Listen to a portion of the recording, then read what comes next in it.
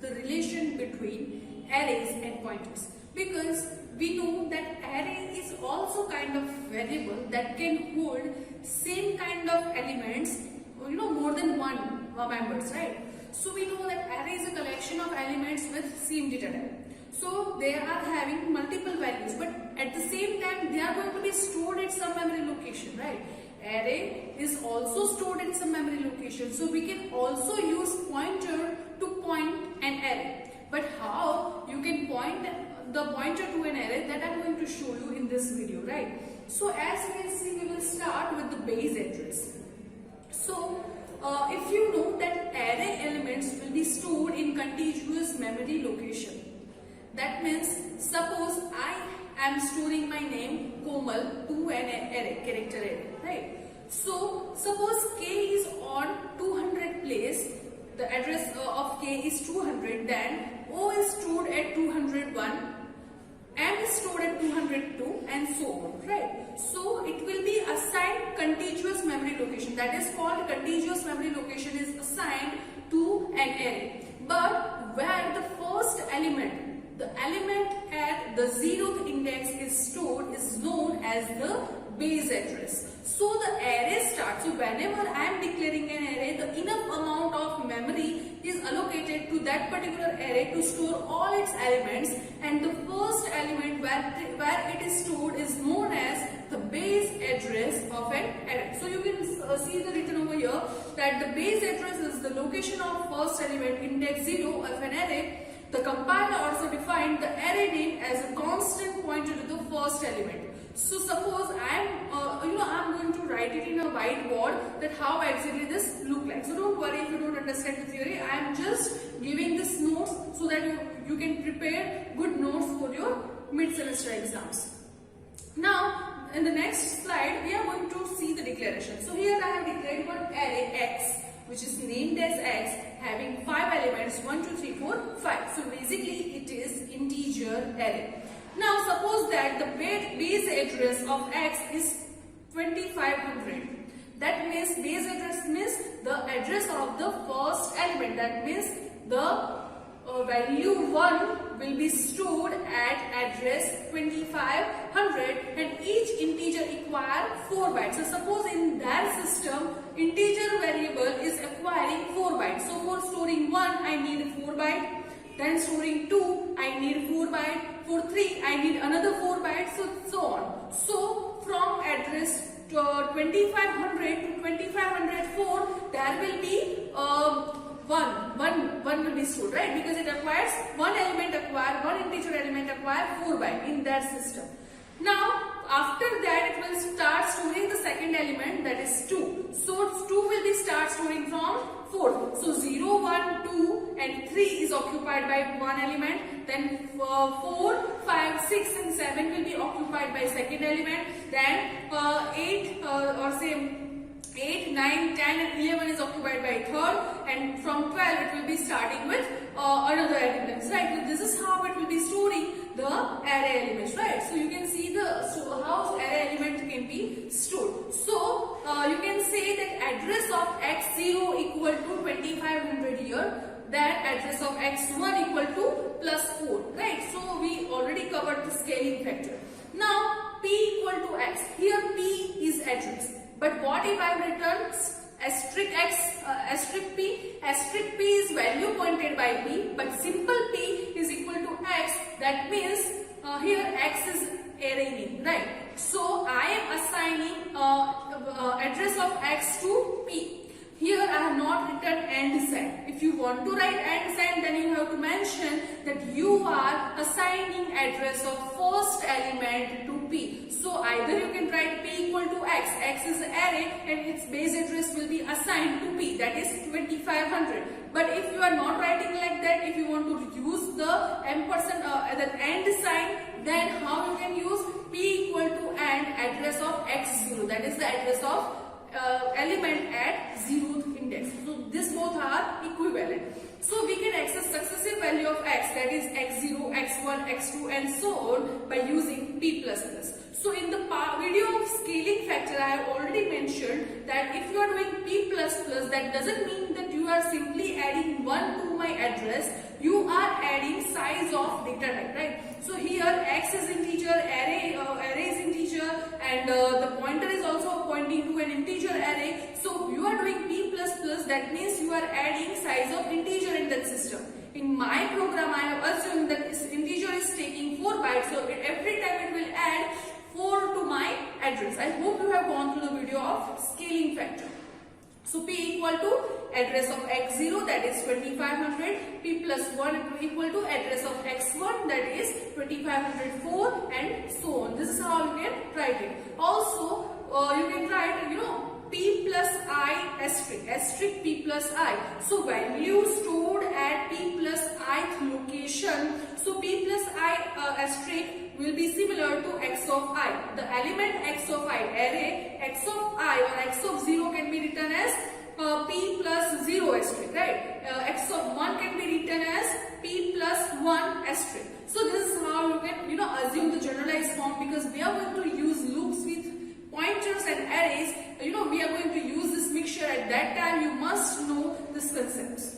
So here I have given one example in which I am finding the average of an array by using pointers. So we have already performed this program, but in this program I am using a function passing array as an argument, and then I am finding the average and returning to my main function. But you can see that in this program I have used pointer with array. So if you want, you can also perform this program in your IDE and check your output, right? So here array is of type integer. So p of I, you can I relate the terms that I have mentioned. Now the last topic of this video is all about the pointer to pointer. So as you know that pointer is the variable that will store the address of some another variable, you can also create one another variable, that is pointer variable, that is pointing to address. So suppose p is pointing to a, you can create one another pointer p1 that is pointing to p. You can create a chain like that. So you can see that here the p0 to p2, so p is an array. So you have created one array and pointer p is pointing to that addresses. So you can also use double asterisk sign to show the pointer pointing to pointers, right? Here maybe you will be not able to understand this malloc syntax, that is p equal to integer pointer malloc 3 into size of integer, because this concept we are going to study in the chapter of dynamic memory allocation. So right now if you don't understand, don't worry, we are not going to use this in our practical right now. We are just going to perform practicals using pointer. I hope you understand this concept. Now let's go to my whiteboard in order to understand whatever I have studied, whatever I have taught about the pointers. So let's go to my whiteboard.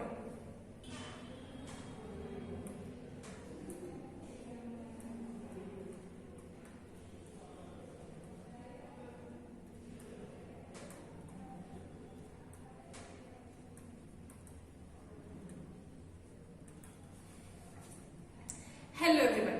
So now we are inside our whiteboard and I am going to show you that how pointer works with our arrays. So suppose I have declared one integer array, say a, which is having size 10, or say which is having size 5, right? And I am initializing it by saying say 10, 20, 30, 40 and 50.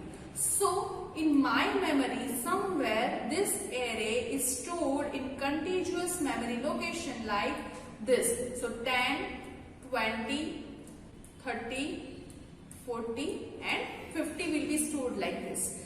Here it is labeled as A and here it will be giving indexes 0, 1, 2, 3 and 4. So this is how my array look like. Now what is the base address? Base address, that is address of A, is the address where the first element is stored. Suppose this is stored at 200. Now in my system integer is occupying 4 bytes suppose. So this will be at 204. This will be at 208. This will be at 212 and this will be at 260. Right. So here 1, 2, 3, 4, 5 element is there. So 20 plus 5 into size of integer. So that is 4. So answer is 220. So this array will occupy size from 200 to 220. Right. Because 2016 to 2020 there will be element 50. So this is how it will be stored in contiguous memory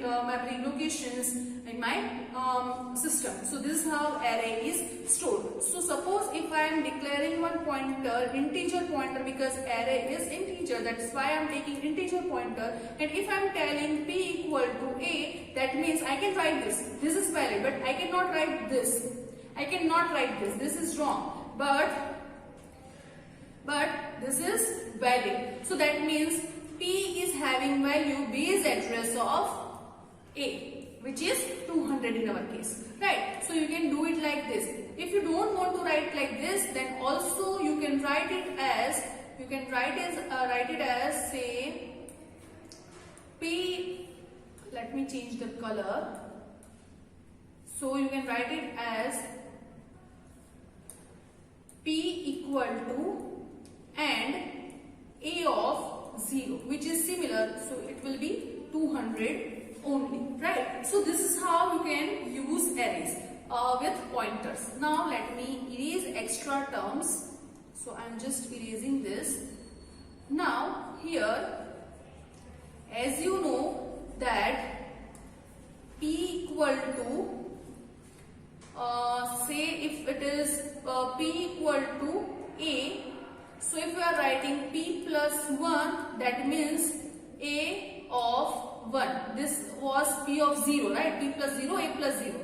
P plus 2, that means address of A of 2. P plus 3, that is address of A of 3. Can you relate these terms? You can see that address of A of 1 is 204. Here A of 1 is 204. How it comes? P is 200 plus size of integer into 1. So here answer is 204. So that's why the scaling factor is really very important to understand. So answer is 204. Okay, I am again doing the same mistake.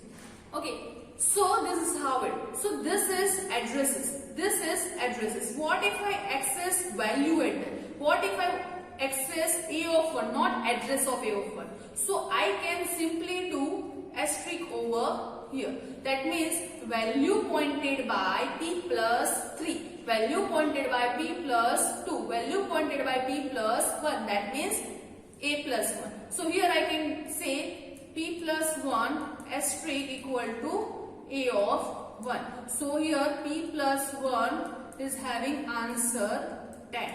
Right. So this is how arrays and pointers works together. Now let's go and perform so many practicals over pointers so that it will be very easy for you to understand the pointers. If you have any doubt, you can comment below the comment section and ask me. I will reply in the comments as well as in the personal messages if you want. Right. So I want you guys to study very hard and get some good insight and knowledge about C programming and any other programming language. Okay, see you in the next class with practicals. Thank you so much.